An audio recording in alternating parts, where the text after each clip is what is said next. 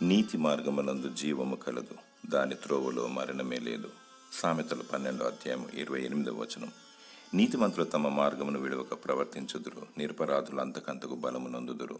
యెహోవా తన మార్గములన్నిటిలో నీతి గలవాడు, తన క్రియలన్నిటిలో కృపచూపువాడు.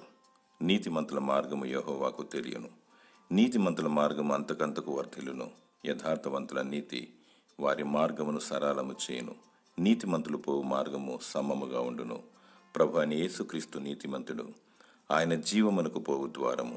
నేనే మార్గము, సత్యము, జీవము అని సెలవిచ్చాడు. ఏ పాపం ఎరగని వాడు మన కొరకు జీవమిచ్చుటకు, అనగా పరలోక రాజ్యమునిచ్చుటకు త్యాగం చేసి రక్తము కాచి చనిపోయి తిరిగి లేచాడు. ఆయన సజీవుడు. జీవము పొందుటకు ప్రయాసపడుము, మరణము నీకు దూరమవును. జీవాధిపతి అయిన దేవుని స్తుతించుము. దేవుడు నీకు నిత్య జీవమును దయచేయునుగాక. ఆమెన్.